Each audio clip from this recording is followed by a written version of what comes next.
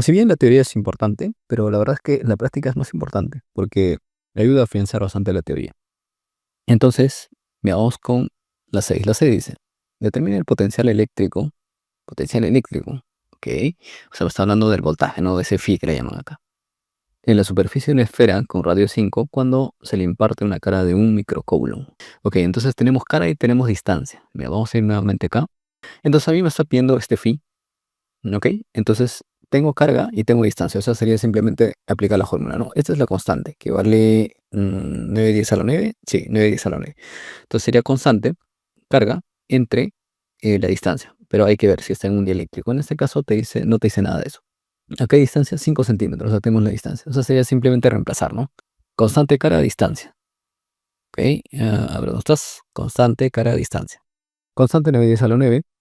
La cara te lo da, te dice que es un microcoulomb, o sea, 10 a la menos 6, y la distancia es 5 centímetros. En metros, 0.05. Entonces operas y te sale 180 kilovoltios. La simbología nada más habría que ver. Bien, vamos con el siguiente. Dice, el campo eléctrico en el glicerol está formado por una cara puntual de 9 coulomb. Ok. ¿Qué trabajo realiza el campo al mover una cara puntual de 5? O sea, me dice que hay una cara puntual de 5 y te dice que hay otra cara de 9 al inicio. Entonces, esta cara de 9 es la cara fuente, o sea, de donde va a emitir el campo, ¿no? Es como si fuera este y acá emite el campo y tú tienes una cara de prueba que pones aquí. ¿Qué trabajo realiza el campo para mover una cara puntual de esta carga entre el punto de 3 a 12? O sea, vamos a suponer, y lo más probable es que así sea, que estos tienen caras similares, o sea, digamos positivo, positivo. Entonces, ese está fijo ahí, lo dejas. Pones una cara de 5, lo pones a cierta distancia y como tienen la misma cara, o sea, positivo o negativo, lo que va a hacer es lo va a empujar, ¿no? Y lo va a llevar hasta 12. Obviamente, eso es un trabajo que está realizando. Entonces, a ti lo que te están pidiendo es justamente qué trabajo realiza. Vamos a nuestra pizarrita y ¿dónde está el trabajo? Acá está el trabajo. El trabajo es la carga por la diferencia potencial. La carga la tenemos. Al final, eso solamente depende de la carga de prueba. Pero obviamente la carga fuente depende de estos potenciales y depende de la carga fuente. Entonces, habría que calcular primero em, estos potenciales, ¿ok? Estos voltajes, y luego multiplicarle por la carga nada más. Ahora, ¿cómo se calcula estos potenciales? Bien, podemos hacerlo así, ¿no? Depende de la carga fuente, constante, carga fuente. Este de acá es el dieléctrico, en este caso te da el valor y la distancia. O sea, tenemos todo para calcular cada uno de estos phi. Lo multiplicamos por la carga y tienes el trabajo. Aquí está, ¿no? El trabajo es la carga por la diferencia potencial. ¿Cómo calculamos cada uno? Sencillo. Constante, carga, distancia. Ahora, este E es porque sí, efectivamente, estamos en un medio, glicerol, que tiene esta permisividad, 39. Entonces, como tú quieres la diferencia, puedes hacer cada uno o directamente la diferencia para factorizar esto de acá y hacer esta manera. Entonces, todo es conocido, ¿no? Porque carga es 9 10 a la 9, perdón, la constante es 9 10 a la 9, la carga fuente, que también es 9, pero 9 nanocoulomb, sí, nanocoulomb, 10 a la menos 9. Entre la permisividad, que es 39 te lo dato, y las diferencias inversas de las distancias. ¿Ok? O sea, podemos calcular 52 voltios. Y eso lo único que hay que hacerle es multiplicarle por, ¿ok? 52, multiplicarle por la carga. En este caso era 5 nano. Operas y te sale que el trabajo es nanojoules, o sea, 10 a la menos 9 joules. La 8 dice, un conductor con una capacitancia, me hablan ya de capacitancia, de 10 picofaradios, tiene una carga de 600 nanocoulombs. Y un conductor con una capacitancia de 30 picofaradios, conductor, ¿no? Imagínate que esperan dos cables. Un cable que tiene esta capacitancia tiene una carga de esto, y otro conductor que tiene otra capacitancia tiene una carga de tanto. Encuentra el potencial de los conductores si están conectados con un cable delgado. O sea, tienes dos cables, digamos, dos cables o dos conductores en general. Cada uno tiene pues un valor de capacitancia. ¿Qué pasa si tú los unes? Si tú unes dos, necesariamente siempre las cargas se van a juntar. Se van a juntar, se van a compartir entre ellas, se van a sumar. Ese es uno. Y lo otro es que en este caso, como tienen capacitancia, normalmente se considera cuando se juntan que van en paralelo. O sea, significa que la capacitancia equivalente sería, si está en paralelo, sería la suma, ¿sí? Ya, entonces te dice, encuentra el potencial. de los conductores están conectados con un cable de grado. Listo, me pide potencial. Entonces vamos a nuestra pizarra y decimos, ok, me pide a mí potencial. Acá, este me conviene, ¿no? De la cara que a César Vallejo, ¿te acuerdas? Entonces, como me piden despejo este, el potencial sería la carga entre la capacitancia. La capacitancia la tenemos porque es un equivalente, sería simplemente la suma. Y la carga siempre es la suma, ¿no? Se va a repartir y se van a sumar. Entonces está bastante sencillo. Entonces, como te decía, la carga total siempre va a ser la suma. Se van a sumar entre ellos. Entonces sumas, te da esto. Y la capacidad o la capacitancia equivalente, se considera que es en paralelo, te decía, sería la suma. Sumamos esas capacitancias. Y el flujo que era el potencial, ¿sí? El potencial sería la carga entre esa capacitancia. Entonces la carga entre la capacitancia y tienes el valor del potencial. Nada más. La 9. La 9 dice, dos bolas de metal con radio 6,3 están conectadas con un alambre fino. Ok. Las balas, las bolas están cargadas con un potencial de 1500 voltios. ¿Cuál es la relación entre la carga de la bola más grande y la de la carga más pequeña? Ok, entonces me pide relacionar cargas. Entonces hay que buscar alguna relación que sea de carga. ¿Qué más? Tenemos los radios y tenemos que están cargados con este potencial. Entonces, ¿cuál es la relación de las cargas?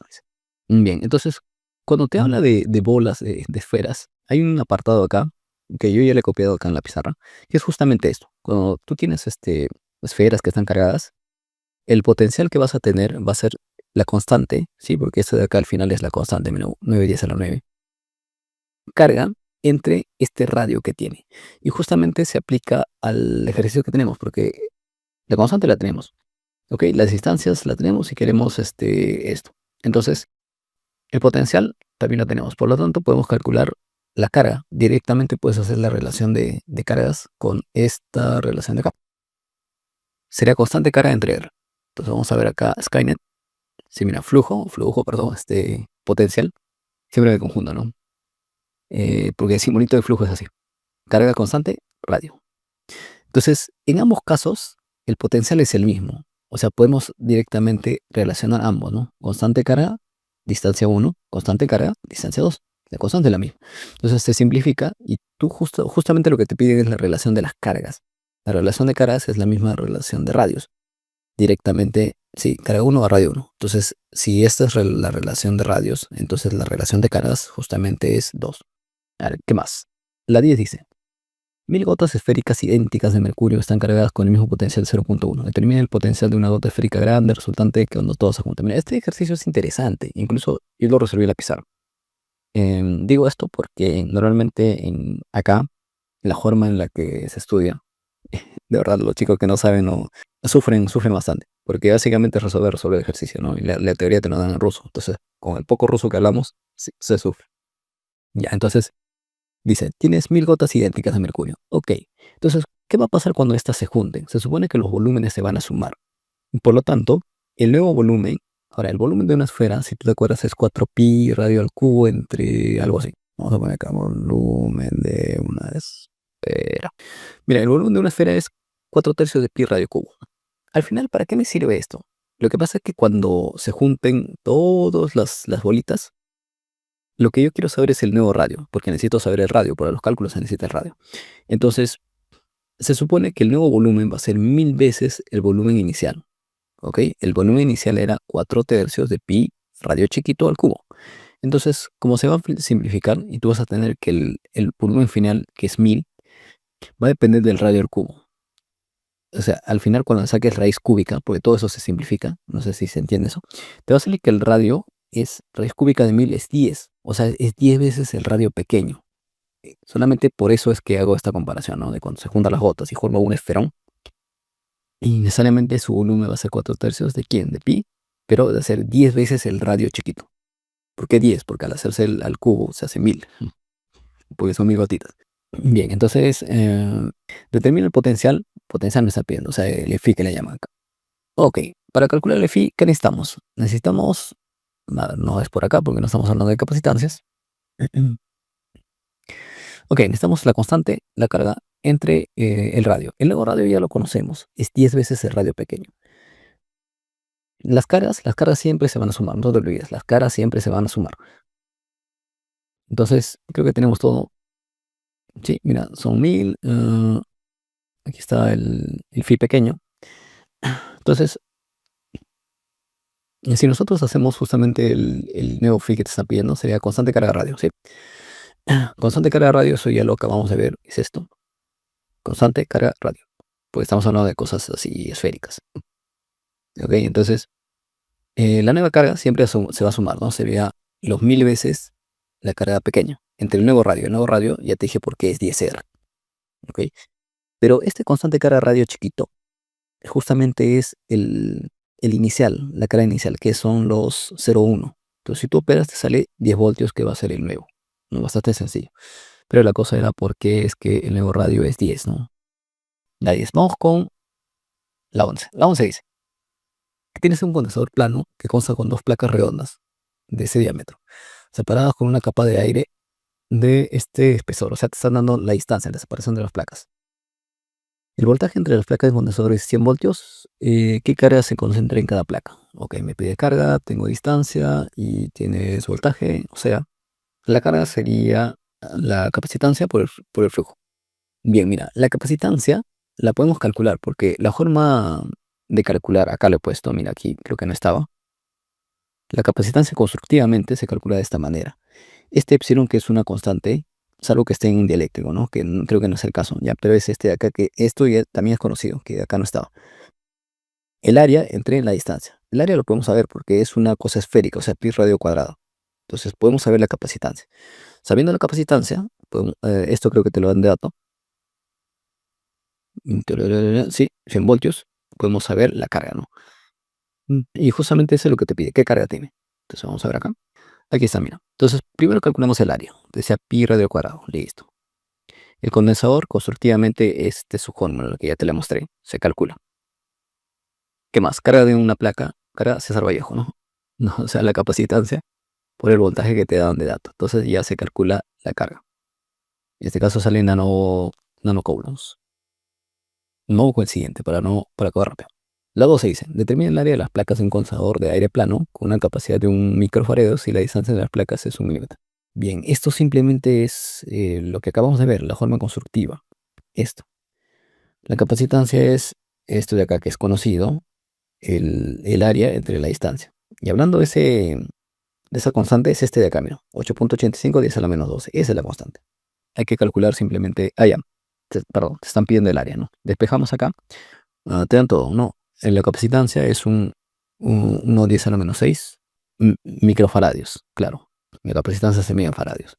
¿Qué más? La distancia también la conocemos, es 1 milímetro, ¿ok? Entre este epsilon, ¿no? Que es una constante. Entonces calculamos el área y ya tenemos la solución. Siguiente dice, determine la intensidad de campo, intensidad de campo, L. Si una fuerza de esto de acá actúa sobre una carga puntual de 1 microcoulomb. Ok, significa que la fuerza te la dan, ¿sí? Actúa sobre esto de acá. Y se están pidiendo el E. Entonces hay que ver una forma de relacionar justamente el E con la fuerza. Bueno, sería simplemente que el E es, si tú te acuerdas, la fuerza entre la carga. Es definición. Aquí está, mira, fuerza entre carga. A ti te dan todo, ¿no? Porque te dan la fuerza, que es 1 milinewton, o sea, 1 10 a la menos 3 newton, y te dan la carga, que es 10 a la menos 6 coulomb. Simplemente que hay que dividir. Entonces la 13, lo que te decía, simplemente dividimos y te sale el campo.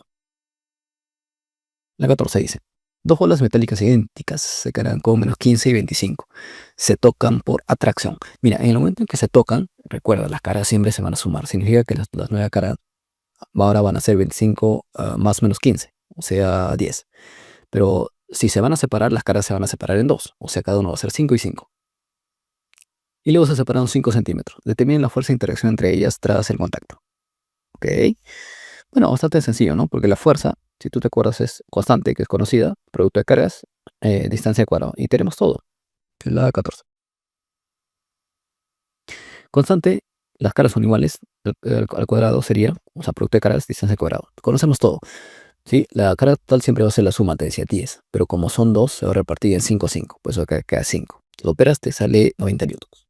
La 15 dice, el campo en el glicerol está formado por una cara puntual de 70 nanocoulombs. ¿Ok? ¿Cuál es la intensidad de campo de un punto situado a 7? La periodicidad, ya listo. Entonces tenemos la cara puntual que sería este 70 nanocoulombs. Esto va a generar un campo, ¿no? Una intensidad de campo. Y entonces, en este punto que está a una distancia de 7 centímetros, ¿cuál es el campo? Bueno, bastante sencillo, simplemente es definición. La definición de campo lo que te dice es el campo de la constante, la carga, ojo, esta es la cara fuente, ¿no? Que justamente te la están dando, y entre la distancia al cuadrado. Esa es la definición de campo. Lo único que quería hacer sería reemplazar. Entonces aquí tenemos constante carga. Allá, como no está en el vacío, aquí hay que agregarle la permisibilidad que te lo dan de datos, 39. Ok, operas y te sale 3.3 kilovoltios por cada metro. El último, entonces acá te dice, una bola de metal con un diámetro de 30 centímetros, o sea, su radio es 0,15, o mejor dicho, 15 centímetros, se carga con un potencial de 5.400 voltios, ¿ok? ¿Cuál es el potencial en una instancia de 15 centímetros de la superficie de la bola? Ok, entonces ese potencial va a ir cayendo, ¿no? Entonces, mira, como al inicio te dan el potencial y te dan la distancia, y estamos hablando de esferas, tenemos que pensar en esto. ¿Dónde estás? Acá. El potencial, que sabemos cuánto es, constante, que conocemos, carga entre radio. El radio lo conocemos porque estamos hablando de que la distancia es 0,15, ¿no?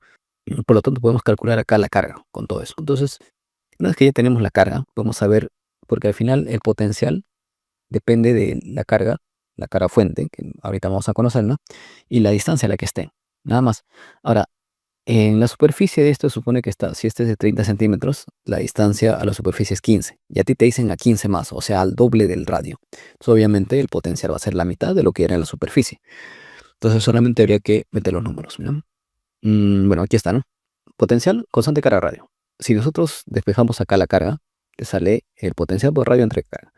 Potencial es esto, el radio es 0,15, lo que te decía, y la constante es conocida. Entonces te sale 90 nanocoulombs. Esa es la carga puntual. Ahora, en cualquier parte, en este caso, necesitamos saber a una distancia de 0,3. ¿Por qué 0,3? Porque era el radio 0,15 más el otro pedazo 0,15, o sea, 0,3.